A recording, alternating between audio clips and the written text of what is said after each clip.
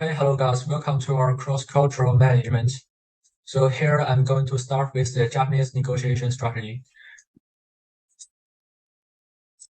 Japanese businesses place are more emphasis on long-term success and expansion than short-term gains. This strategy demonstrates their dedication to forgoing enduring business connections and achieving beneficial results. Indirect communication, including the little close and personal relationships, is a common feature of negotiation in Japan. Japanese negotiators use a suitable approach that calls for close attention to nonverbal clues and their interpretation. When it comes to negotiation, Japanese businesses frequently exhibit caution and aversion to risk. They choose safe and reliable commercial agreements that reduce risk and uncertainty. High context communication, very common background understanding and knowledge based on is essential. It's a major component of negotiations in Japan. It's typical to employ a lot of technical vocabulary and industry-specific jargon. Japanese negotiators remain Japanese negotiators refrain from showing their emotions in front of the other party. It is highly regarded for maintaining professionalism and cleanliness. They are aware of how crucial it is to establish solid personal bonds as barriers for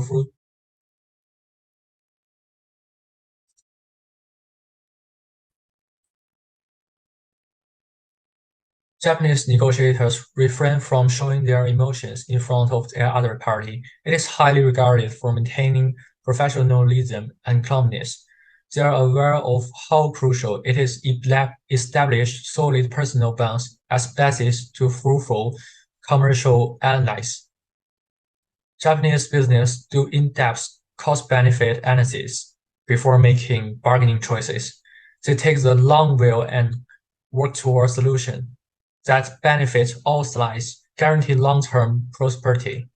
In Japanese talks, it is crucial to maintain both sides' dignity and to prevent humiliation.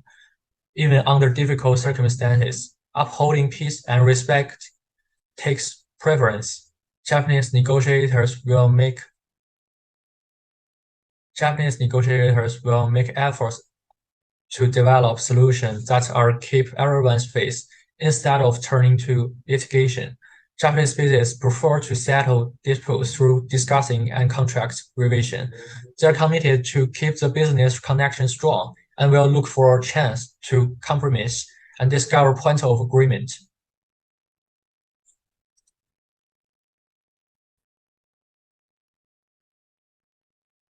Serious confrontation tends to make Japanese negotiators uncomfortable. Thus, they work hard to keep the room peaceful while speaking.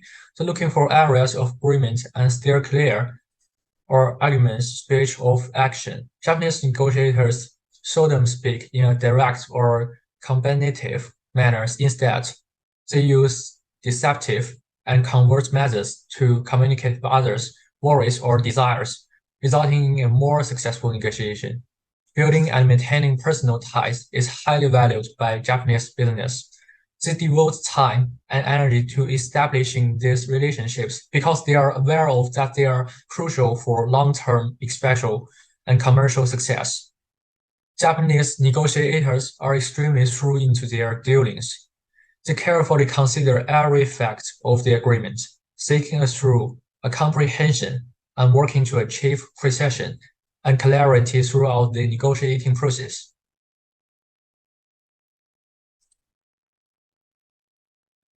Hi, my name is Umar, and we are going to discuss different negotiation strategies for American firms.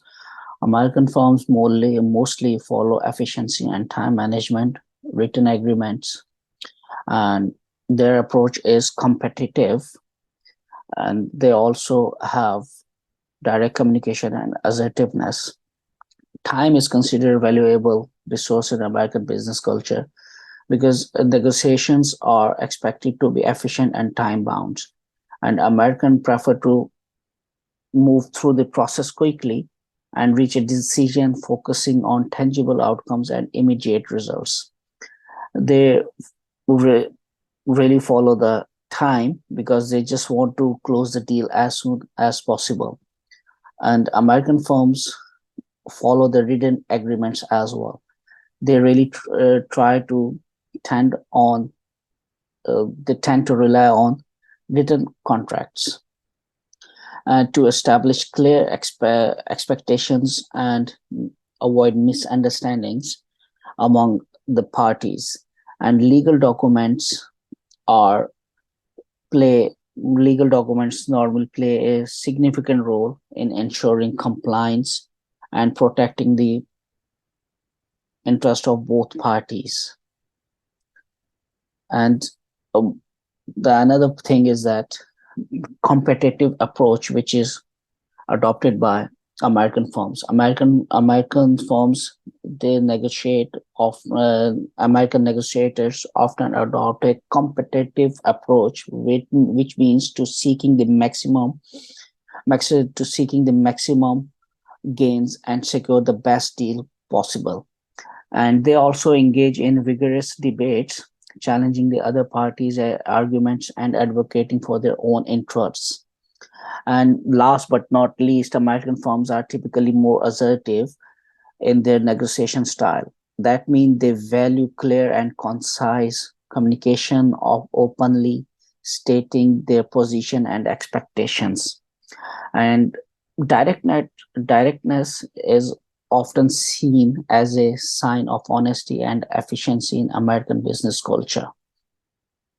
Thank you very much.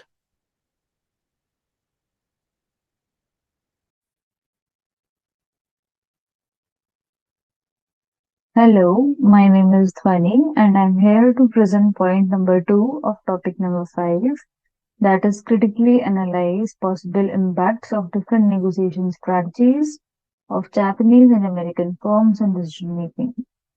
So, when considering the negotiation strategies of Japanese and American firms in a long-term business project, it is important to acknowledge the cultural differences and their potential impact on decision-making processes. This critical analysis will examine the possible impacts of these diverse negotiation strategies, taking into account multiple stakeholders' perspectives, cross-cultural management theories, and relevant sources. So let's start with impact on decision making. First one being speed versus deliberation. The different negotiation strategies can impact the speed of decision making. American firms may prefer a more rapid decision making process to maintain a competitive advantage, while Japanese firms might prioritize through deliberation and consensus building, which can lead to a slower decision making process. This could result in challenges if the firms have different expectations regarding the timeline for reaching agreements. Second one is hierarchy versus consensus. So, the hierarchical nature of American firms can lead to decision making authority being concentrated among top executives. This can facilitate quick decisions but may limit the involvement and input of lower level employees.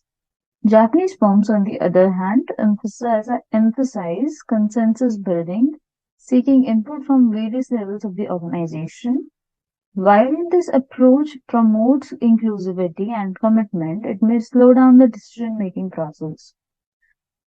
Third is directness versus indirectness. So, American firms negotiators often prefer direct and explicit communication, aiming to articulate their goals and objectives clearly. In contrast, Japanese negotiators may use more indirect and subtle communication styles, relying on context and nonverbal cues. This difference in communication styles can lead to misunderstandings and misinterpretations, potentially impacting decision making outcomes.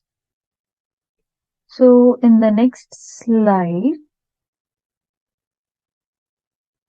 we have stakeholders' perspectives. First is internal stakeholders. So, internally, the negotiation strategies employed by Japanese and American firms can have varying effects. Japanese employees may feel more involved and engaged in decision making due to the participatory nature of their negotiation approach. Conversely, American employees may experience a more top-down decision-making process, leading to potential feelings of exclusion or limited influence. And next, we have external stakeholders. Externally, the negotiation strategies can affect relationships with business partners and clients. Japanese firms emphasizes on building long-term relationships, aligns with their preference for a cooperative negotiation style. This approach can foster trust and stronger partnerships. On the other hand, American firms, with their focus on efficiency and short-term results, may prioritize individual gains, potentially straining relationships with Japanese counterparts. Hello everyone, I am Mohammad Shariful Islam. Now I am presenting my part of our presentation. Now I will discuss about the third point of our presentation. The third point is advise the Japanese and the American firms on how to use the problem-solving negotiation strategies in various stages of the negotiation process. The Japanese and American organization need to understand the stages of negotiation in order to successfully implement problem-solving negotiation strategies with each other, according to Williams, Whiteman, and Parker.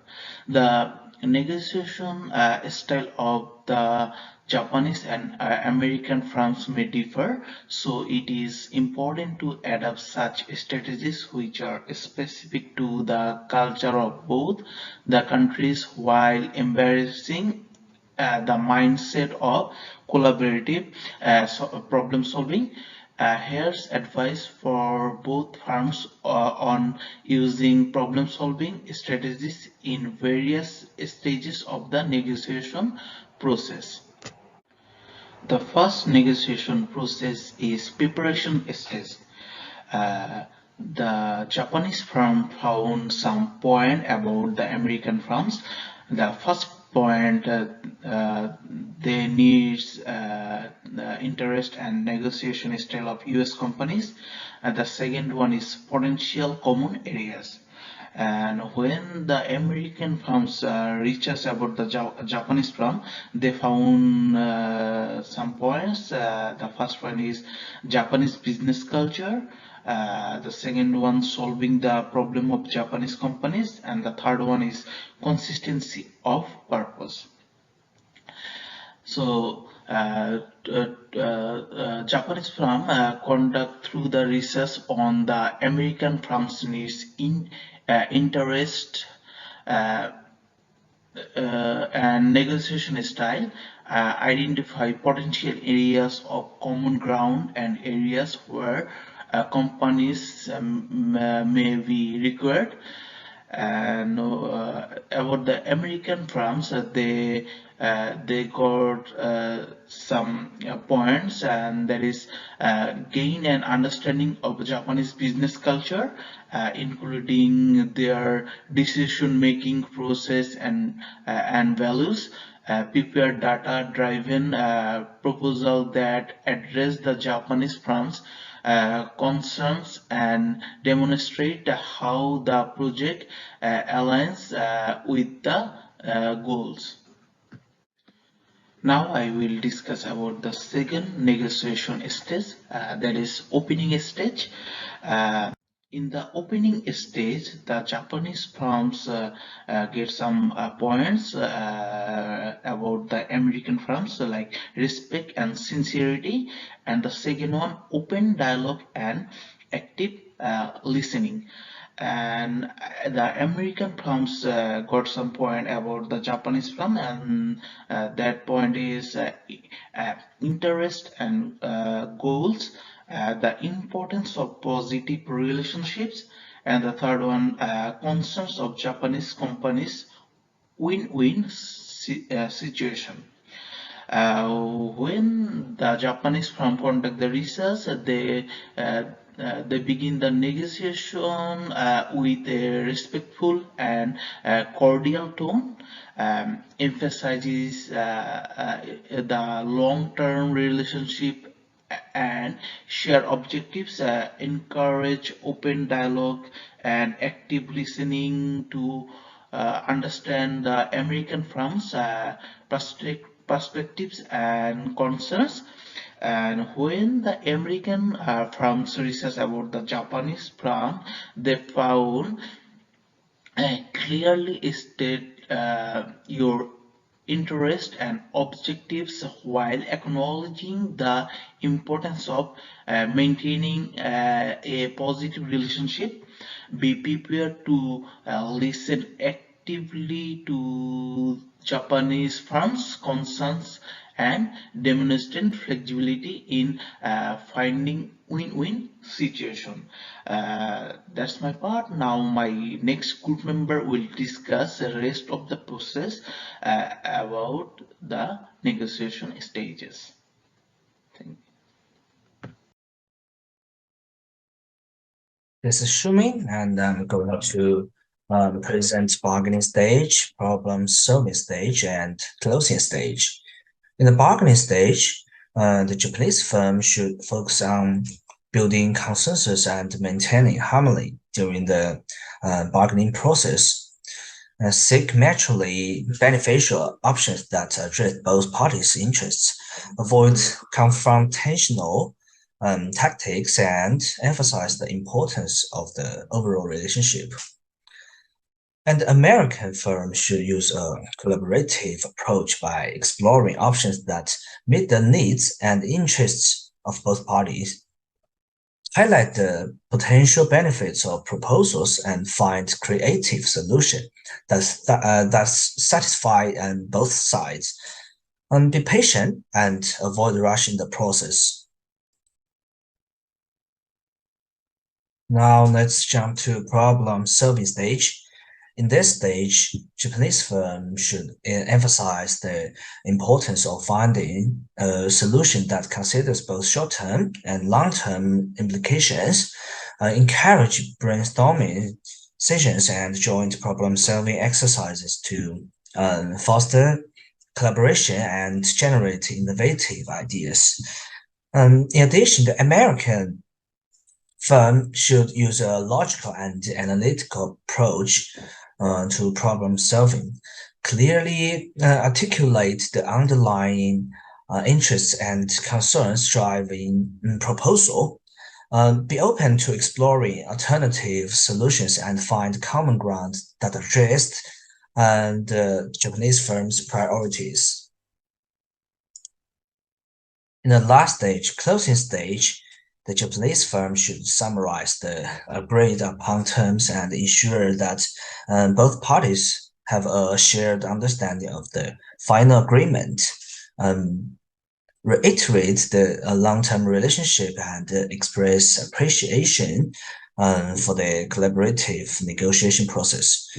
And the American firm should clearly document the negotiated terms and seek a formal agreement that outlines the responsibilities, timelines, and commitments of both parties, reinforce the commitment to the long-term relationship, and express gratitude for the productive negotiation process.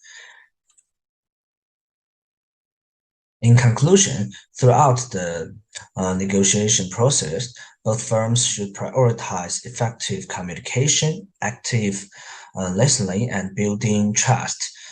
Employing problem-solving negotiation strategies will enable them to navigate cultural differences, foster collaboration, and achieve mutually satisfactory outcomes.